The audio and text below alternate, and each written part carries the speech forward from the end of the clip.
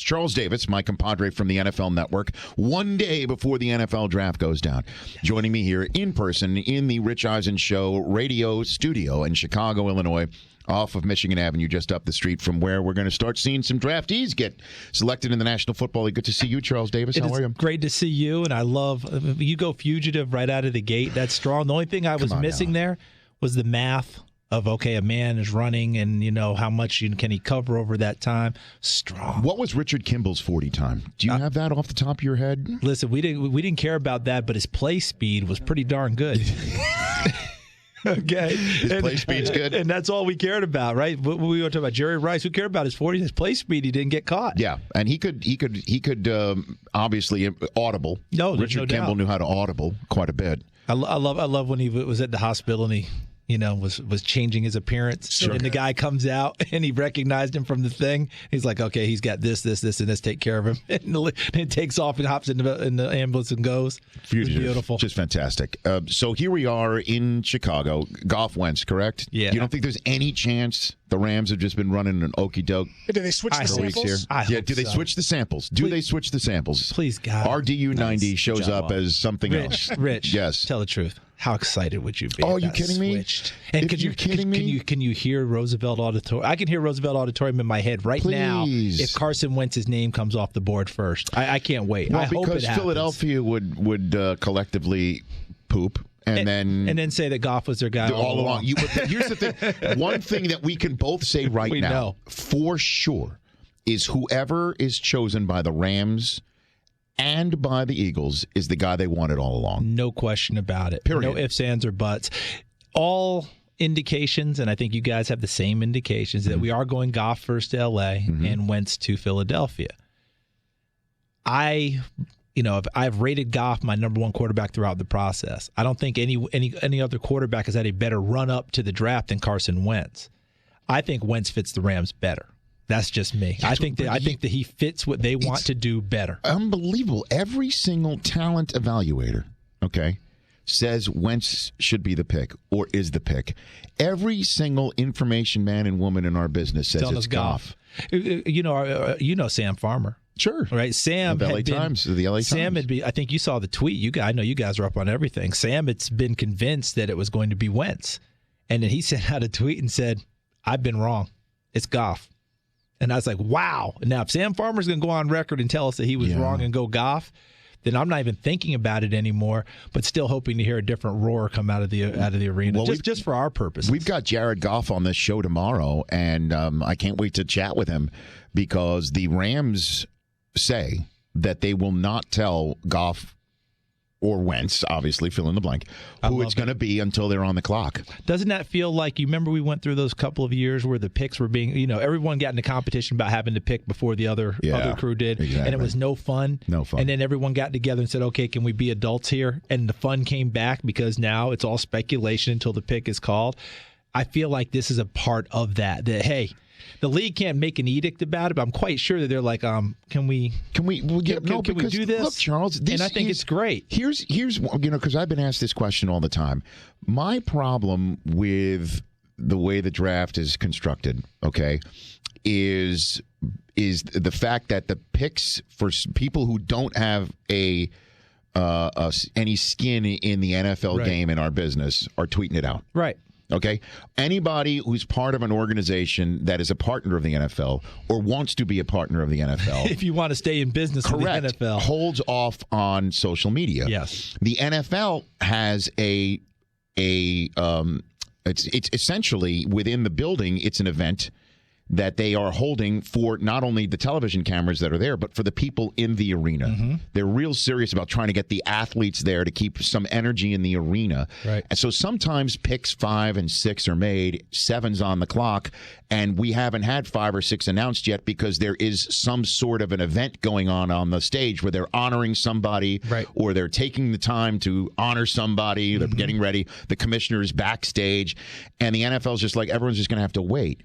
The problem I then have, what happens. Well, if people are sitting at home, I don't care if you think I'm clueless. Right. I don't care. I care if you think I'm being disingenuous. Yes. That I know the answer and I'm play acting. I don't know the answer. I am off of Twitter. Right. I actually get off of Twitter when I'm on when you're on air. The air. I don't want the tip pick situation. Yeah, and we tell the truck, and you're there with us. We tell the truck we don't want to know. And thank goodness no one thinks that we actually, that old we don't want to know the big wink. There is no wink. We don't want to know. It's better television when we don't know. Exactly. You get the honest reaction, you get the full deal, and it feels like you're honoring the event. I hate when it's out there and everyone has it. I'll put it to you this way. Harry Potter. Oh, okay. Huge Harry Potter fan. I'm going to take you in a different direction. Yes. Huge Harry Potter fan. I was about to say, what's Harry Potter's 40 time? I'm just wondering, is there a small school kid named Harry Potter that's available? I don't know. I don't know. But this is one of my all-time favorites, though. I'm going to give you two quick ones. Go for it. One, Harry Potter was on Seth Meyers. Daniel Radcliffe was on Seth Meyers. Well, he's a draftnik, right? He's nuts about the draft. Huge Giants fan, too. And I didn't know it because I didn't see the show, but I heard later. He said that he reads Charles Davis's mock draft. Yeah. So of course, now I'm feeling pretty good because of Harry. But my kids got me hooked on Harry Potter years ago. Okay. We get all the way to the last book. And my daughter, who had gotten me hooked, she gets the last book, snatches it from me, and reads the last chapter so she knows how it turns out. I was like, are you kidding me? What is that? That's what it feels like when you're tweeting it out early. You're reading the last chapter, you know what's happening, and it changes the whole thing. I said, if you utter one word before I start this book, kid, you're never making it to college. Well, but I'm just wondering how much longer the draft can be presented like this. In the 21st century. We're headed towards it. We're headed towards losing it really fast. That's what I'm concerned about, okay? That hopefully the networks and the NFL can get more on the same page about as soon as you have the pick, you've got to announce it. Right. You've got to get it out there. Because the last thing I want anybody to think that if they're watching us or watching anybody else, that we are play acting. We are definitely not doing that. And because when we're saying, who could the pick be? Could it be A or B? And somebody sitting at home knows it's C, or they think it's A, and then they think that I'm acting. It drives me nuts. Or heaven forbid, you actually have that conversation and arrive at the pick, right? And it's the correct one. Everybody's like, oh, yeah, okay. Yeah, you didn't know, right? Right. You may not have, because the job is to know the players, know the needs, know what teams like to do in their drafting. And sometimes, believe it or not, we actually get a few right. No, you do. I mean, occasionally we actually hit the right teams. But to your point at home, if they already know the pick, they never believe it then. Charles Davis here in the Rich Eisen Show Chicago studios here. So is it Tunsil 3? Is it Ramsey, my hour 3 guest? 3 to fill the Weddle spot. Although I did see Mayock switch Ramsey back to cornerback. Yeah. In his newest top 5 at each position. Yeah, he can go either way. He has more time at corner, but for those who say that they have not seen him play safety, that's because they didn't watch his freshman tape. Mm-hmm. Freshman tape, he had I think 12 starts at free safety, so he's played the position before. It just depends on what you want and what you think you're going to get. To me, playing him in the middle of the field with the way the game's played nowadays is a pretty good thing to do, because you make him a ball hawk. If you play him out on a corner, you're still going to get great value for him. So I don't think you lose either way with him. But if you're talking about San Diego, yes, I am. I think Buckner's still involved there at 3. DeForest Buckner. Mm-hmm. I think that he's still a portion of that. Another big guy up front. Now Corey Liuget can get a little bit better and apply his trade. John Pagano and his defense. I don't think anything's a lock, but I do know, as you guys do, Tom Telesco's phone wide open for ringing right now if someone wants to come and get someone. Now ask the poll question, Chris Brockman of Charles Davis, please. Who should the Cowboys draft with the 4th pick, Charles? Jalen Ramsey, Joey Bosa, Ezekiel Elliott? Trade the pick. The worst thing for the Cowboys now is that they are having to pick for need in a lot of ways, and it would be understandable because you're talking about no defensive ends of note on your roster. Who's this? Cedric Thornton, I think, is your top defensive end right now. And that's a terrible way to draft at number 4. But for everyone who keeps telling me, well, you know something, you get DeMarcus Lawrence and what's the cat in Nebraska? Randy Gregory. Yeah, Randy Gregory. You get him back after 4 games. So you get them back, but you don't know what you're getting. I mean, it's a 4-game suspension, and they've had troubles before. But I started this show saying if Ezekiel Elliott is the next Le'Veon Bell, you got to go with him. You have to. See, this is where I was going, and I said it 2 months ago. Ezekiel Elliott would be my pick. Have to be. Because I'm going back to 2014. I'm playing football that way. Okay, I'm putting the ball in his chest 20 times. I'm throwing it out wide to Dez. I'm extending the life of Jason Witten. And I'm also helping Tony Romo in a big way. Sure you are. I'm going back to 2014. Elliott's my guy. I don't have the same grade on him as I had on Gurley last year. You guys remember me and Gurley last year. I didn't just stand on the table we're sitting next to. I did backflips on the thing for Gurley. And everyone told me how crazy I was because of the knee. And I just listen, this kid is special, rehab, the way they're doing things now. Unfortunately, it panned out. Not quite the same grade as Gurley, but good enough to me that Dallas should take him at 4. How about that? Yeah, 41% say Zeke Elliott. And what is the rest of the breakdown? 24% Ramsey, 24% trade, only 12% on Joey Bosa. Yeah, the Cowboys fans, I've heard from them on Twitter.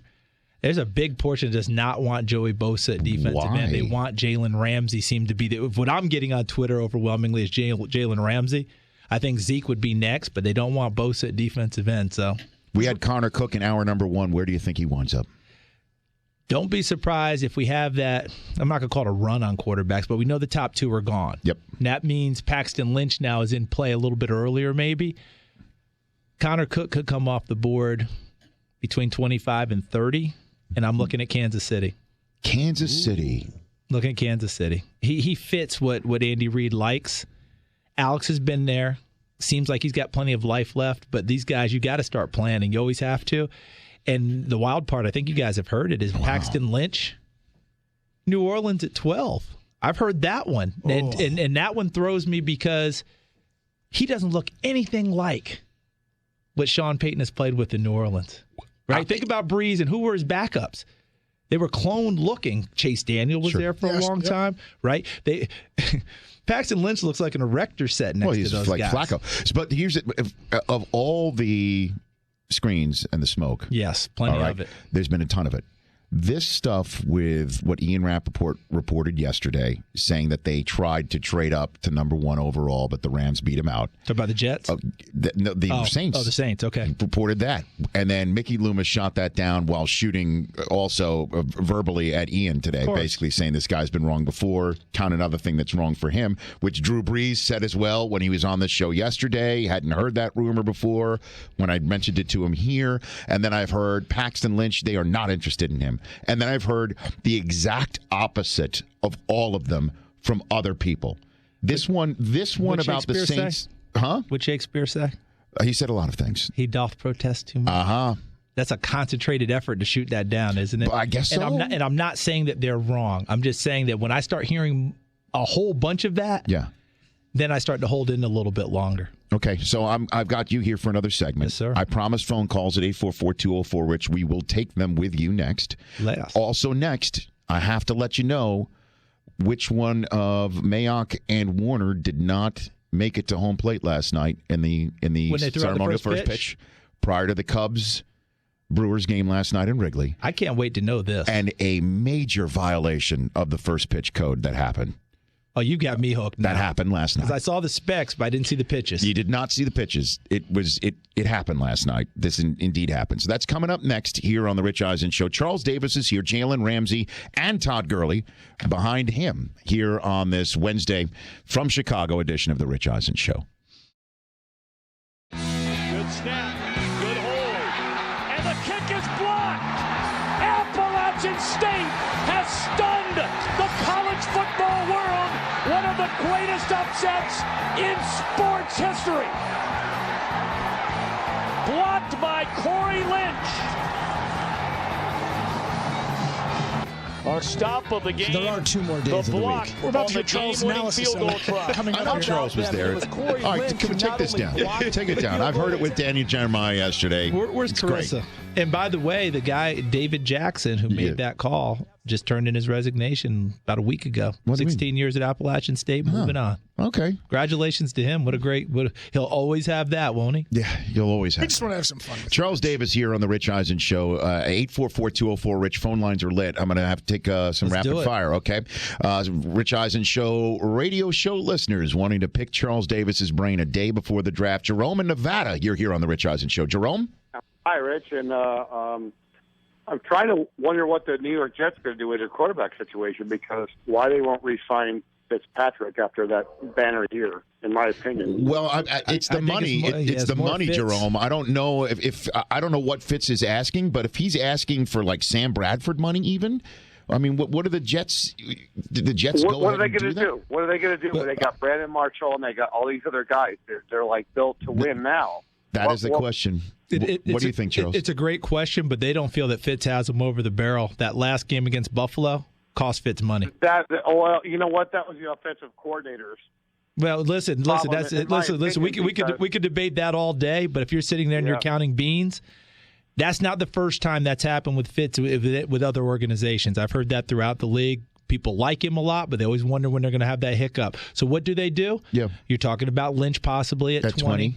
Unless they maybe want to move up to go get him. The big thing is that tells me that they don't think Bryce Petty's ready. Oh, clearly he's not ready. Clearly they're telling us, listen, we're not ready to move him in, and that's why we're having this discussion. Or they like him so much they don't actually do a quarterback here. But Brian Hoyer ain't the answer. Like, no Geno? Geno's, yeah, Geno. I mean, it's possible that they do turn to Geno for 2016. Give him one more shot. But the minute that guy turns it over once, the boo birds come out and it all collapses. And we really, truly can't say just how that locker room really feels and about where is Ryan Fitzpatrick going to go, if not the Jets? Where's that going to happen? To me, this is a big game of musical chairs. Let's go ahead and be in kindergarten again. And when that music stops, if Fitz isn't careful, there won't be a chair. And I bet you Kaepernick gets traded this week. I bet you, too. When they talk about the thing being dormant, they didn't say it was dead. No, dormant. They make a move. That deadline spurs action, and the first round could be the deadline.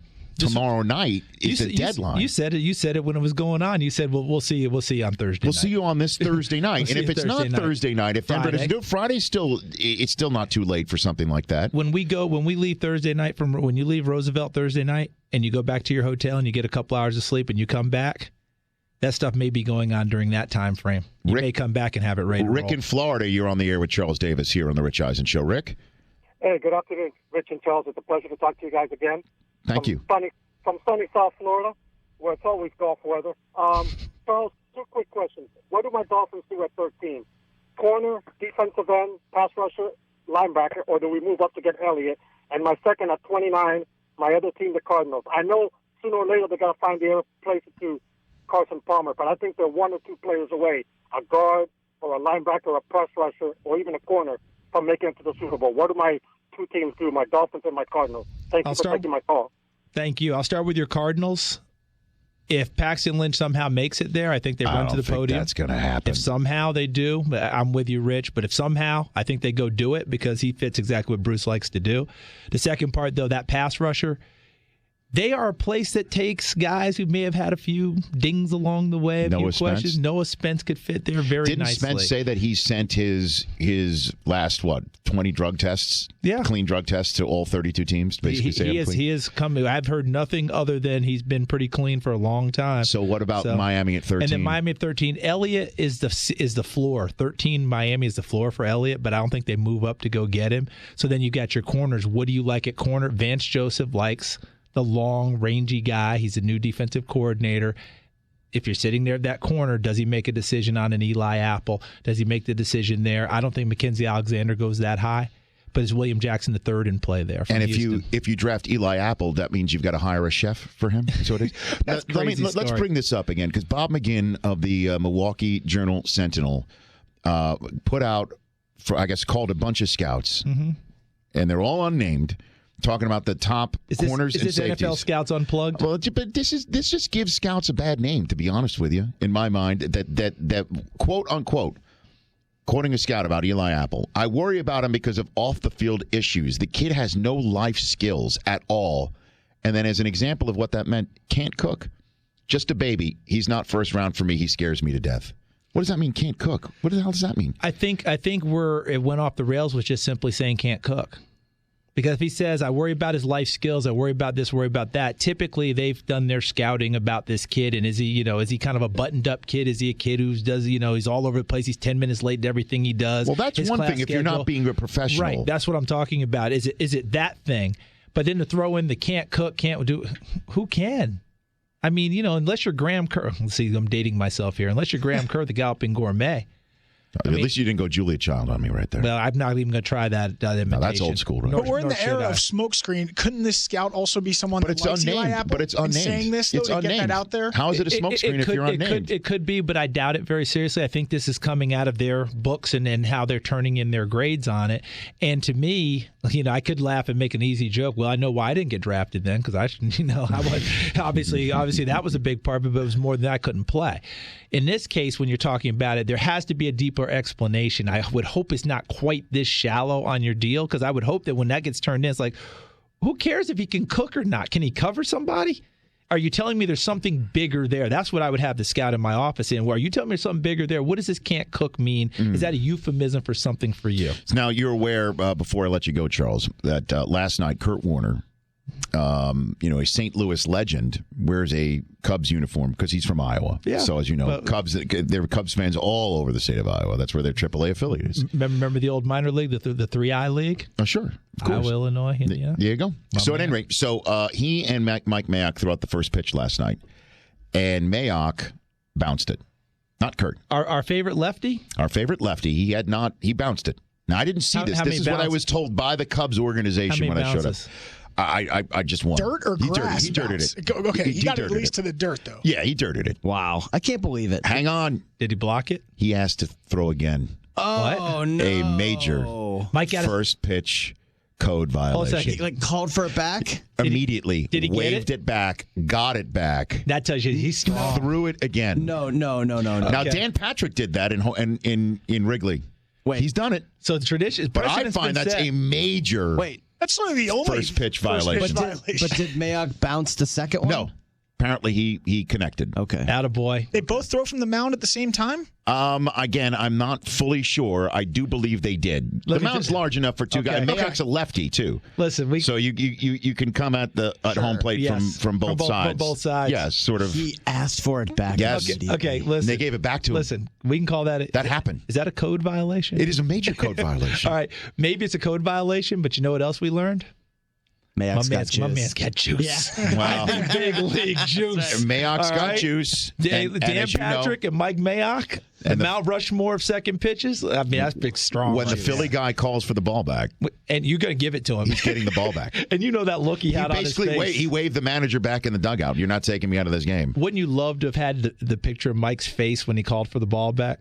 Because you know he was like, oh, no, we're not stopping here. But we've got to get our production team on. We've got to get our production team on getting, maybe Smoltz. Maybe we'll reach out to Smoltz. You got to get somebody on violation. Well, no, not just that, but just to break down. Well, his ankle flexion was off.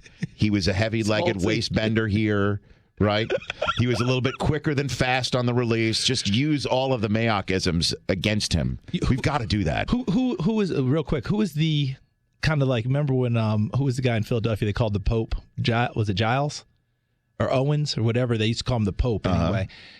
Who is the Pope of baseball now? That wise old head, for us it's Gil Brandt. Oh, maybe it's right? Gammons. I found the photo on AP Images. And look at that face that he's making. Night. But is that first or second pitch? I don't know. Good question. If you guys get Jared Goff on the set, what you're going to do? His dad was a major league catcher. Ask him. Have Goff break it down for you. Interesting. And ask him about is this baseball tradition? What's By the way, deal? do you know something about our broadcast that I don't? Because I don't think Jared Goff's coming to the NFL Network set.